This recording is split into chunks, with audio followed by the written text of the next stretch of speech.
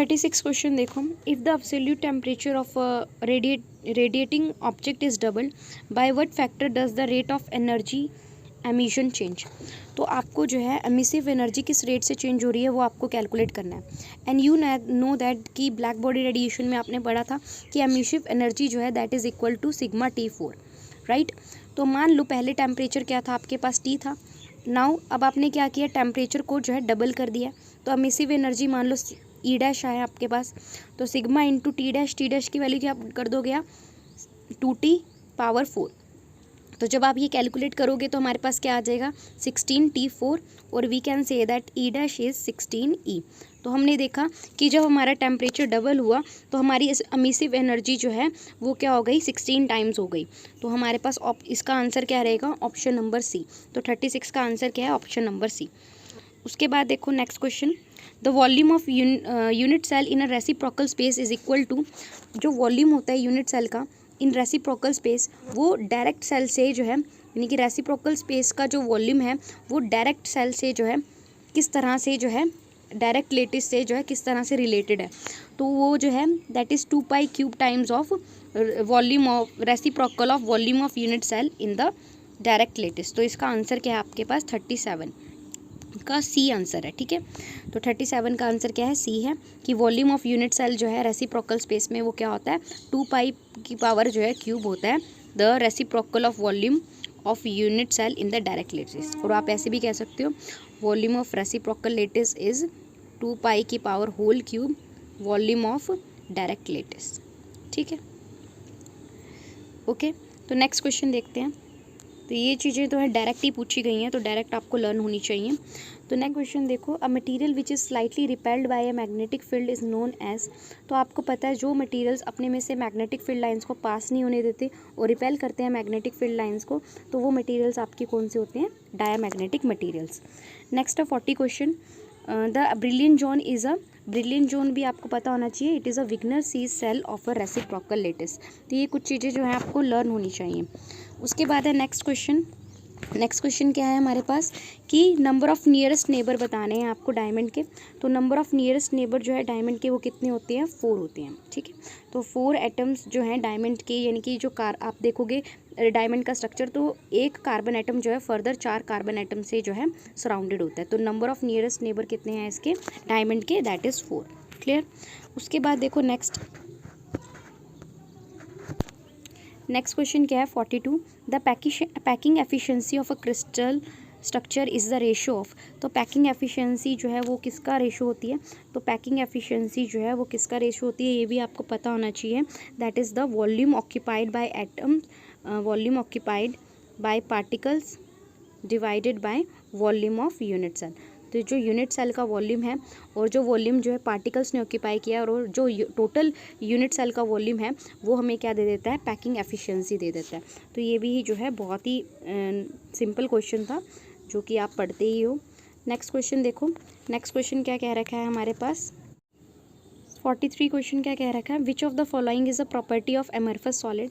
तो amorphous solid की कौन सी प्रॉपर्टी है, देखो शार्प मेल्टिंग पॉइंट आपको पता है क्रिस्टलाइन सॉलिड्स का होता है, लॉन्ग रेंज ऑर्डर भी क्रिस्टलाइन सॉलिड का होता है, और डेफिनेट हीट ऑफ फ्यूजन भी किसका होता है, क्रिस्टलाइन सॉलिड का। तो जो आइसोट्रॉपिक प्रॉपर्टी है ये किसकी होगी, आपकी एमरफस सॉलिड की। तो ऑप्शन नंबर सी इसका क्या है, आंसर है। नेक्स्ट क्वेश्चन देखते हैं। नेक्स्ट क्वेश्चन क्या है हमारे पास, lowest level of energy band हमें बताना है। तो आपको पता होना चाहिए कि जो लोएस्ट लेवल है एनर्जी बैंड का वो आपका क्या होता है, दैट इज़ वैलेंस बैंड।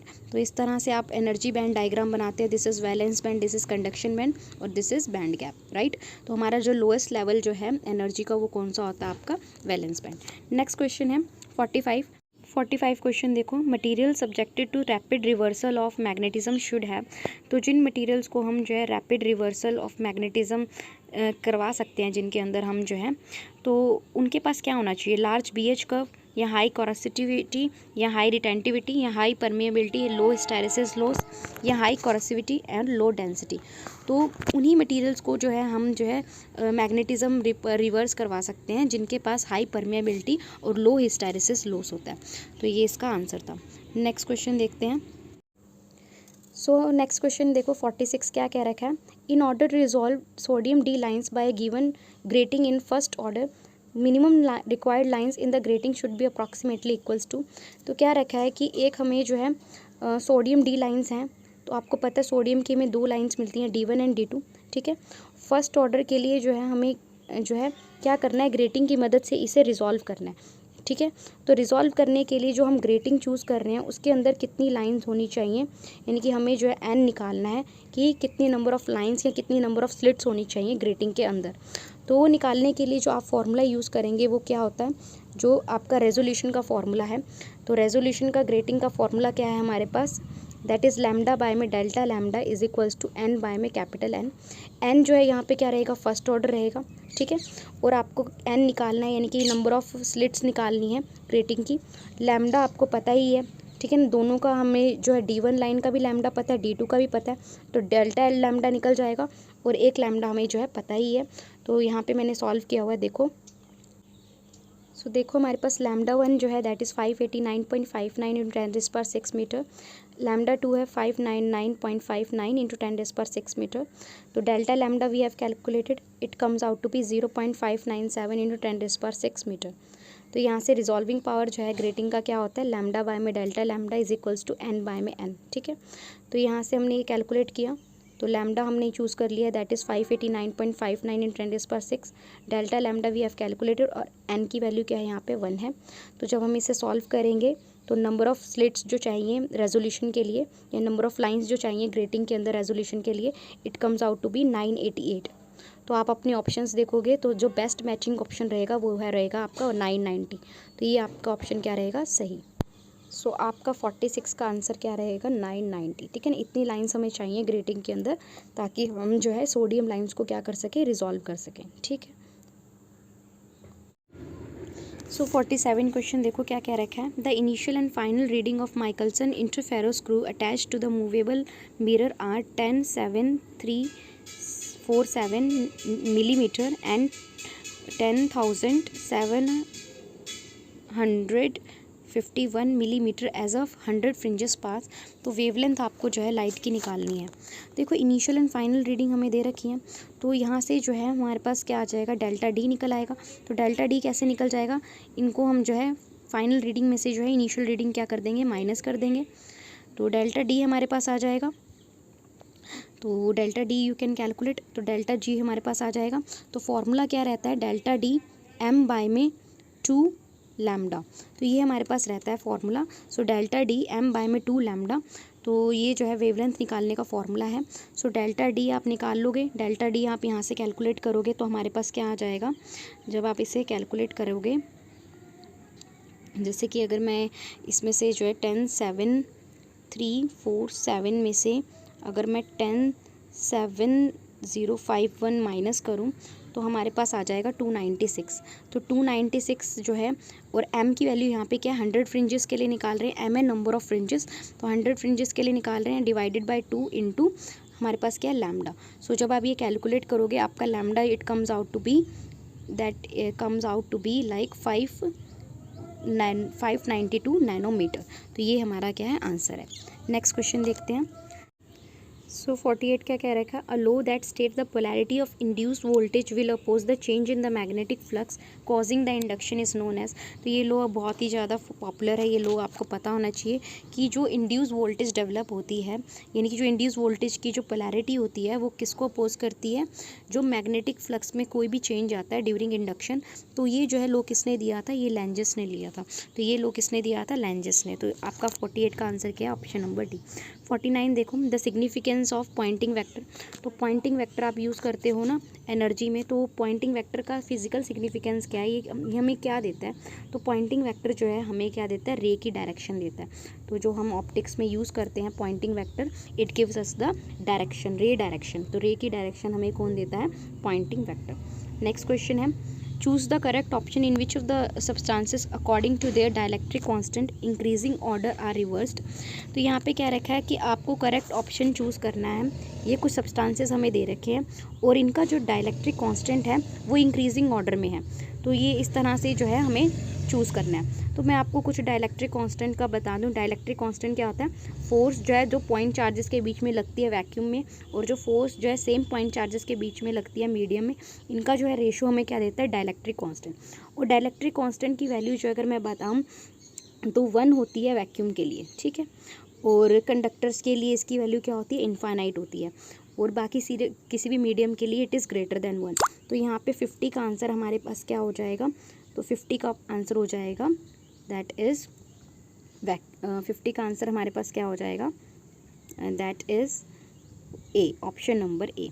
तो जैसे कि मैंने आपको बताया ही है कि वैक्यूम के केस के लिए जो है ये इसकी वैल्यू क्या रहती है? 1 रहती है, और बाकी सभी मीडियम्स के लिए इसकी वैल्यू ग्रेटर देन 1 होती है, ठीक है। तो एयर, पेपर, वाटर, ये जो है इस तरह से जो है डाइलेक्ट्रिक जो है कांस्टेंट जो है वो इंक्रीज़ हो रहा है, ठीक है। नेक्स्ट है 51, the efficiency of half wave rectifier is.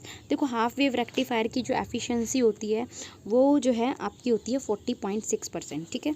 तो ये जो है आप कैलकुलेट भी कर सकते हैं और ये आपको लर्न भी होनी चाहिए। नेक्स्ट है the output impedance of a transistor is. तो आउटपुट इम्पिडेंस जो है आप जो ट्रांजिस्टर की आउटपुट इम्पिडेंस होती है वो क्या होती है? हमेशा हाई होती है, ठीक है।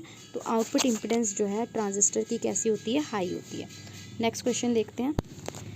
The point of intersection of DC and AC load lines represent. जो पॉइंट ऑफ इंटरसेक्शन होता है डीसी और एसी लोड लाइन का, वो क्या रिप्रेजेंट करता है? तो वो रिप्रेजेंट करता है आपका ऑपरेटिंग पॉइंट, ठीक है। तो हमारा जो ऑपरेटिंग पॉइंट बताता है जो इंटरसेक्शन होता है डीसी और एसी लोड लाइन का। नेक्स्ट क्वेश्चन है the input impedance of MOSFET is of the order of. तो मॉसफेट की जो इनपुट इम्पिडेंस है वो किस ऑर्डर की होनी चाहिए? तो ये भी आपको लर्न होनी चाहिए कि इसकी वैल्यू होती है फ्यू 100 ओम्स। तो कुछ 100 ओम्स की जो है इनपुट इम्पिडेंस जो है मॉसफेट की होनी चाहिए। नेक्स्ट क्वेश्चन क्या कह रखा है? If the gate of a JFET is less negative the width of the channel. तो यहाँ पे क्या कह रखा है? अगर जो गेट है जेफिट का उसको हम लेस नेगेटिव बनाएं तो उस केस में जो विड्थ है चैनल की, कंडक्टिंग चैनल की, तो वो क्या होगी? तो विड्थ जो है वो इंक्रीज़ हो जाएगी, ठीक है।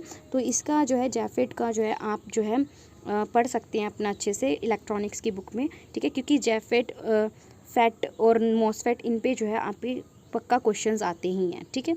बेसिक ही क्वेश्चंस आएंगे, जस्ट इनकी वर्किंग देख लें। उसके बाद है 56 question. The bandwidth of an ideal amplifier op-amp, ideal op-amp is of the order of. Bandwidth बतानी है आइडियल ओपैम्प की, वो किस ऑर्डर में होती है? तो आइडियल ओपैम्प की जो विड्थ है, बैंडविड्थ है, वो इनफाइनाइट होती है, ठीक है। नेक्स्ट क्वेश्चन है 57। आउटपुट जो है ओर गेट का अगर ज़ीरो है तो when both the inputs are. देखो आउटपुट ओर गेट का हमें ज़ीरो मिल रहा है, तो या तो दोनों, देखो आपको पता है कि अगर एक भी इनपुट हाई होगी तो आउटपुट क्या रहेगा? आपका हाई रहेगा। तो यानी कि दोनों को क्या होना पड़ेगा? इनपुट्स को ज़ीरो होना पड़ेगा। तो 57 का आंसर क्या है? ऑप्शन नंबर ए। नेक्स्ट है 58। The time base of CRO is developed by. जो टाइम बेस है CRO का वो कैसे डेवलप हुआ है? Square wave, sawtooth wave, sine wave और गॉसियन वेव। तो इसका आंसर क्या रहेगा आपके पास? सोटूथ वेव, ठीक है। सो टाइम बेस जो है CRO का वो क्या is developed by? That is developed by sawtooth wave, ठीक है। 59 क्वेश्चन देखो। The process by which the gamma ray photons energy is neither observe और नॉर लॉस्ट। जिस प्रोसेस से जो गामा रे फोटोन है उनकी एनर्जी ना तो लॉस होती है ना ही ऑब्जर्व होती है, तो वो जो आपका प्रोसेस है वो आपका प्रोसेस क्या कहलाता है?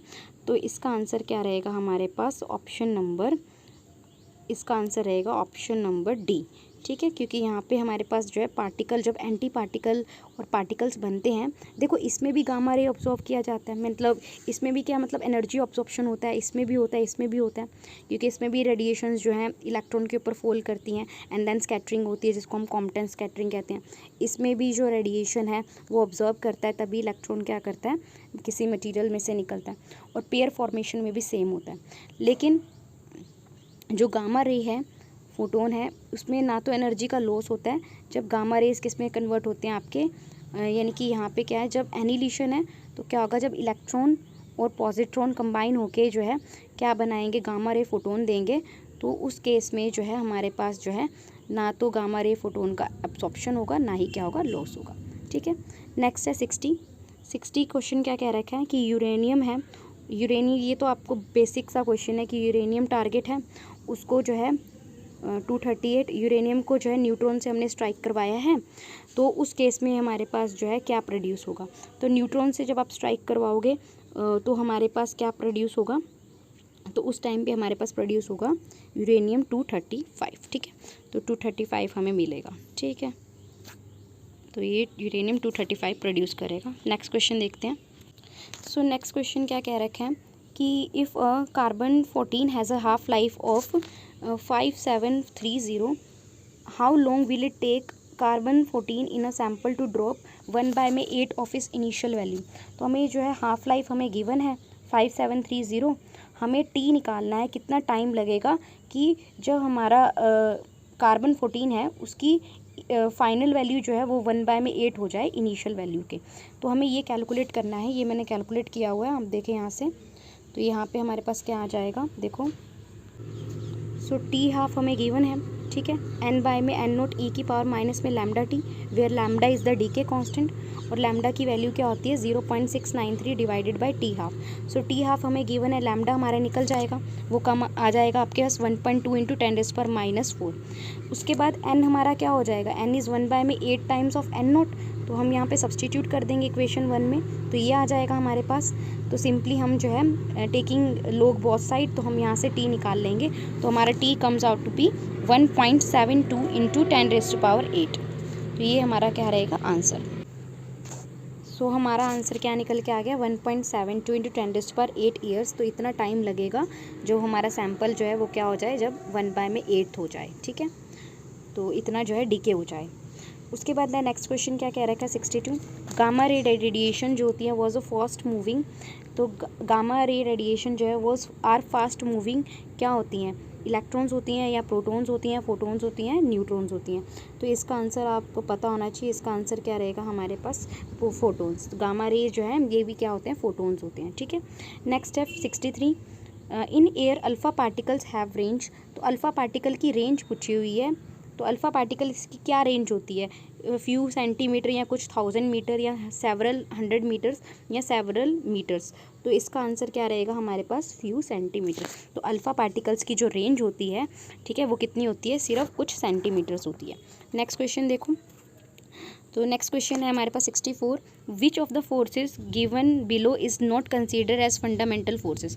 इनमें से कौन सी फोर्सेस ऐसी हैं जिनको हम फंडामेंटल फोर्सेस नहीं मानते। देखो, gravitational force is a fundamental force, ठीक है, और जो आपके पास है स्ट्रॉन्ग फोर्सेस, इलेक्ट्रोवीक फोर्सेस, ये भी कैसी हैं, फंडामेंटल फोर्सेस हैं। ठीक है, चार ही हमारे पास है, ग्रेविटेशनल, इलेक्ट्रिकल, इलेक्ट्रोवीक फोर्सेस और आपके पास स्ट्रॉन्ग फोर्सेस। लेकिन ये जो वंडरफुल फोर्सेस हैं ये आपकी फंडामेंटल फोर्सेस नहीं है।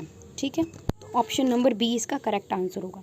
नेक्स्ट क्वेश्चन देखो, the energies of electron emitted in beta decay have continuous spectrum because.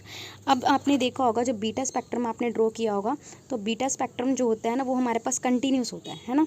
तो बीटा स्पेक्ट्रम जो है कंटिन्यूस होता है, वो किसकी वजह से होता है, यानी कि जो एनर्जी है बीटा डीके में जो इलेक्ट्रॉन्स की एनर्जी होती है उसकी वजह से कैसा स्पेक्ट्रम मिलता है, कंटिन्यूस। तो क्योंकि original neutron have continuous spectrum, या neutrino carry off the energy, या एमिटेड इलेक्ट्रॉन की इज़ फ्री, या daughter nucleus can may have any energy. तो यहाँ पे आपको इसका आंसर क्या होगा, neutron can carry off energy.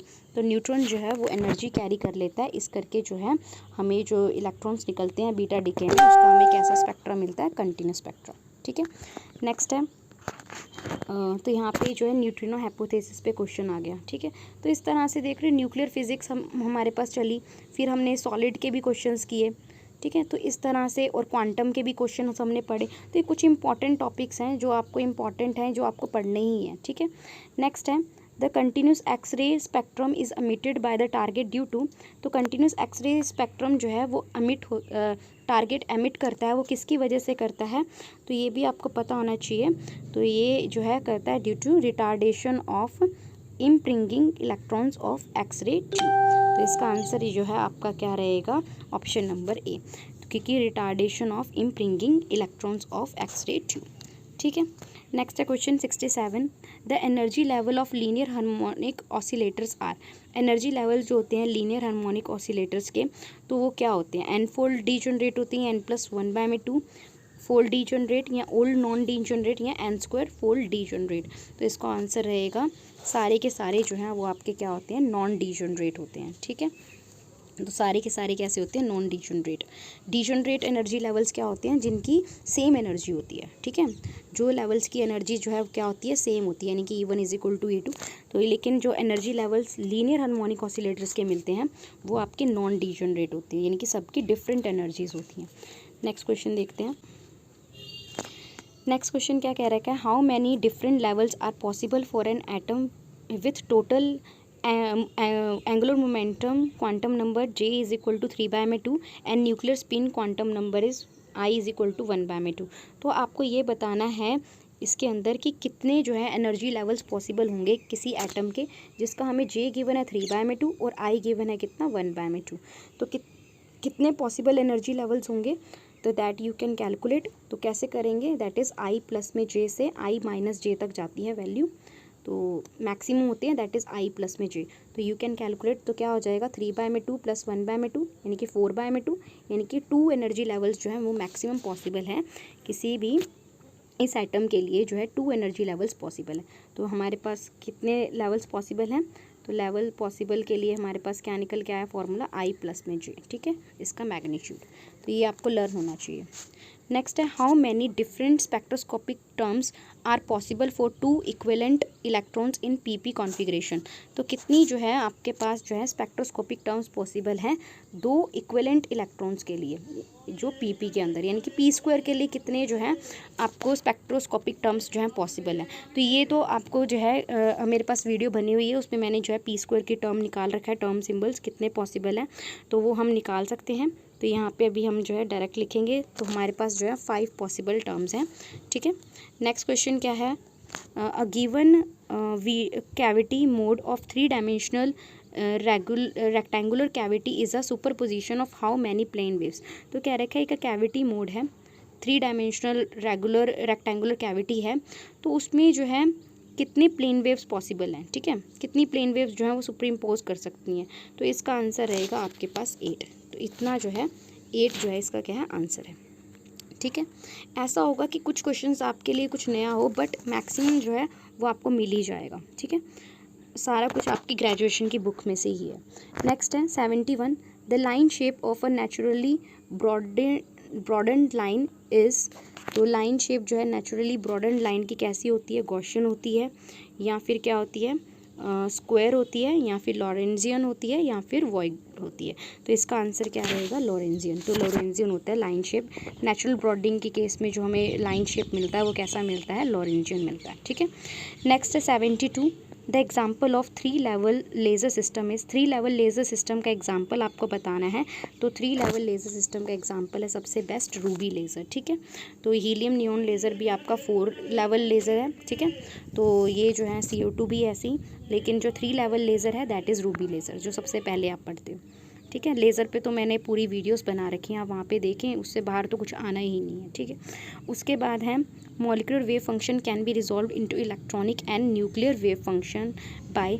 एक मॉलिक्यूलर वेव फंक्शन है, उसको हम जो है इलेक्ट्रॉनिक और न्यूक्लियर वेव फंक्शन में रिजॉल्व कर सकते हैं किस प्रिंसिपल की मदद से, तो वो जो है that is with the help of Bohr open hammer approximation. ठीक है, तो यहाँ पे हमारा ऑप्शन नंबर डी रहेगा। ठीक है, नेक्स्ट है, क्योंकि बोहन ओपनहेयर यानी कि ओबीओ जो अप्रॉक्सीमेशन में बेसिकली क्या था कि उसमें हम जो है इलेक्ट्रॉनिक और न्यूक्लियर वेव फंक्शन को अलग अलग रिजॉल्व करके लिख सकते हैं। ठीक है, 74 में क्या है आपके पास, the population of rotational level of a molecule is.